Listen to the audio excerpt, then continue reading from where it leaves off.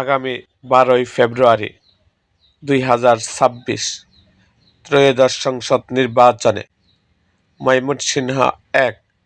হালুয়াঘাট ধোবাউড়া উপজেলা নিয়ে গঠিত ময়মনসিংহ 1 আসনে যারা সংসদ নির্বাচনে যারা প্রতিদ্বন্দ্বিতা করছেন, সংসদ নির্বাচনে মোট 6 জন প্রার্থী প্রতিদ্বন্দ্বিতা করছেন। তারা হলেন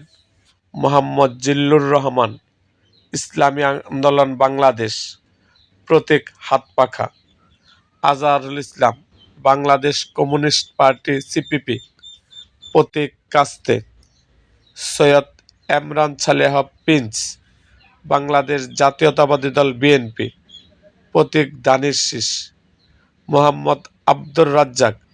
বাংলাদেশ সমাজতান্ত্রিক দল মার্ক্সবাদী, প্রতীক কাচি; মোহাম্মদ সালমান উমর, স্বতন্ত্র,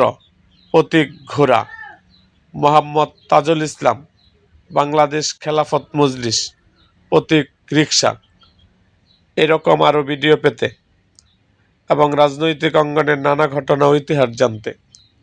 আমাদের মুক্তাগাছার ইতিহাস মিডিয়া ইউটিউব চ্যানেলটিকে সাবস্ক্রাইব করুন